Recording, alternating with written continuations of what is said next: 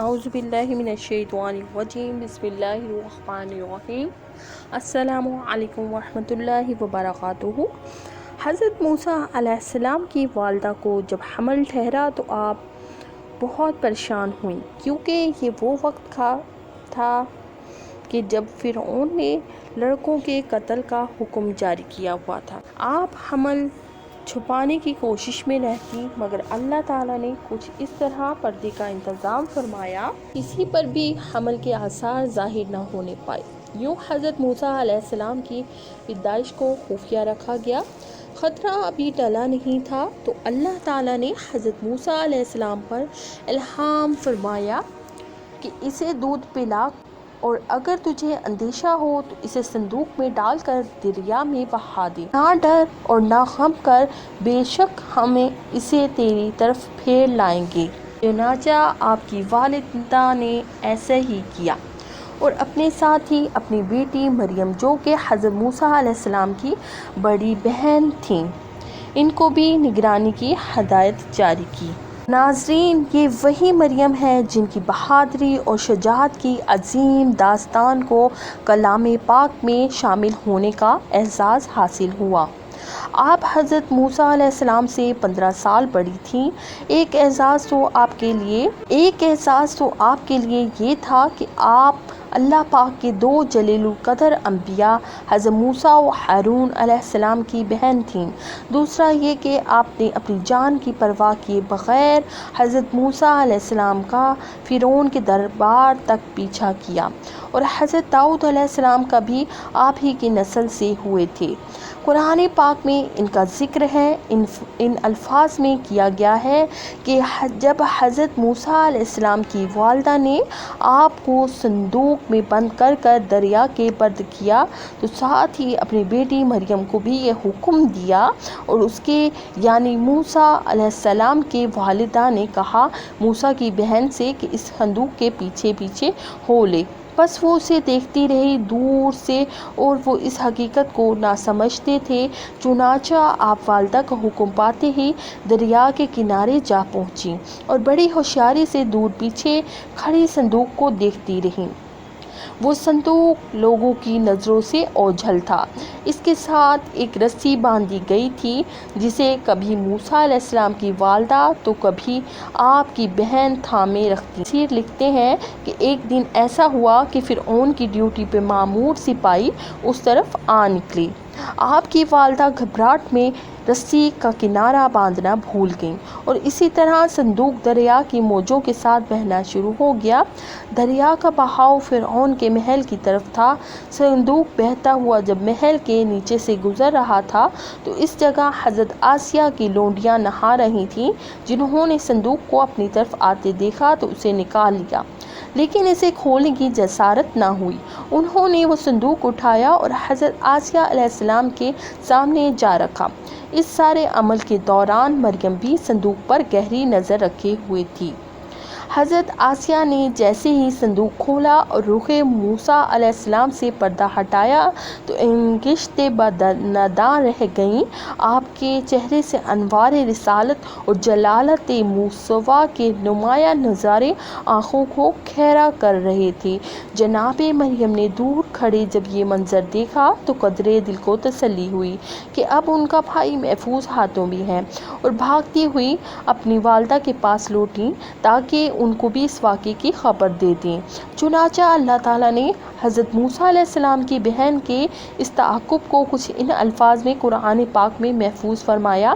موسیٰ علیہ السلام کی والدہ کو جب خبر پہنچی کہ نامولود موسیٰ کو قصر فرعون میں بہتے ہوئے صندوق سے نکال لیا گیا ہے تو آپ نے اپنی دختر یعنی ہمشیرہ موسیٰ علیہ السلام سے کہا ذرا موسیٰ علیہ السلام کا پتہ تو لگانا۔ سو انہوں نے موسیٰ کو دور سے دیکھ لیا، اور فرعون والے اس حال سے بے خبر تھے۔ بیٹی نے جیسے ہی والدہ کو موسیٰ علیہ السلام کی بخیر و عافیت محل میں پہنچنے کی خبر دی تو والدہ نے شکر ادا کیا، اور ساتھ ہی یہ فکر لاحق ہوئی کہ اب موسیٰ کے ساتھ کیا معاملہ پیش آئے گا، کیونکہ اب تو وہ بھوک سے بھی رو رہا ہوگا۔ چنانچہ والدہ نے اپنی باہمت بیٹی کو مشن پہ روانہ کیا اور خبر لانے کے لیے بھیج دیا۔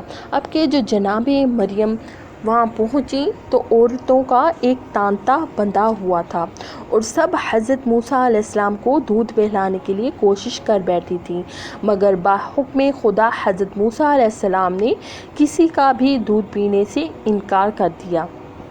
اس موقع کا فائدہ اٹھاتے ہوئے جناب مریم آگے بڑھیں اور بڑے محتاط انداز میں حضرت آسیہ سے کہنے لگیں، کیا میں بھی تمہیں ایک ایسی عورت کے بارے میں نہ بتاؤں کہ جس کا دودھ پینے سے یہ بچہ انکار نہیں کرے گا؟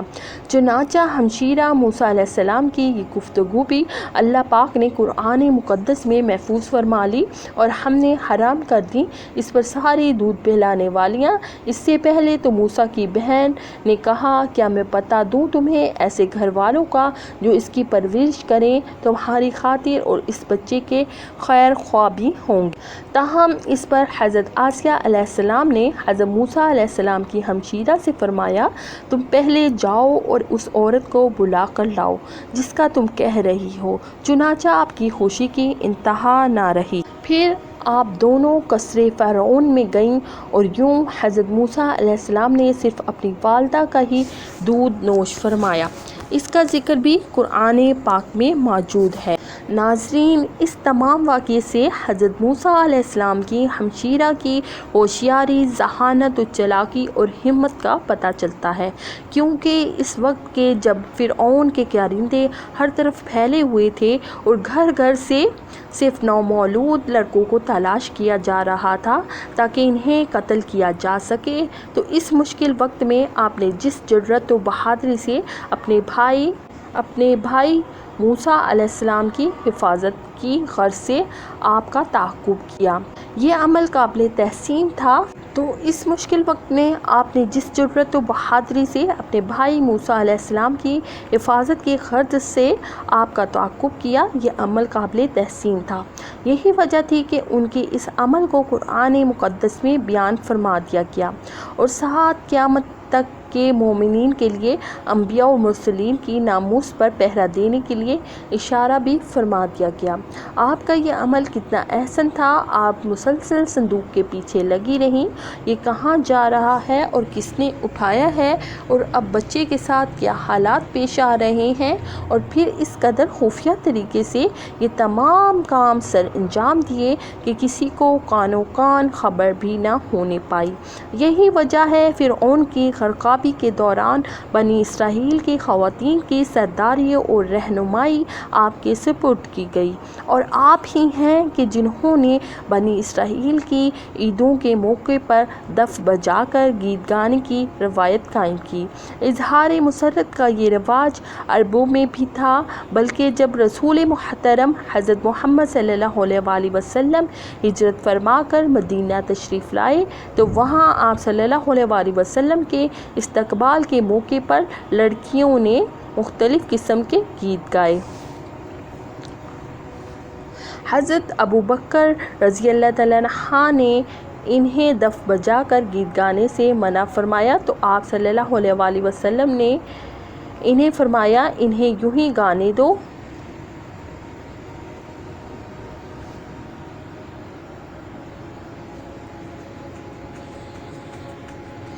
یہ ان کی عید ہے۔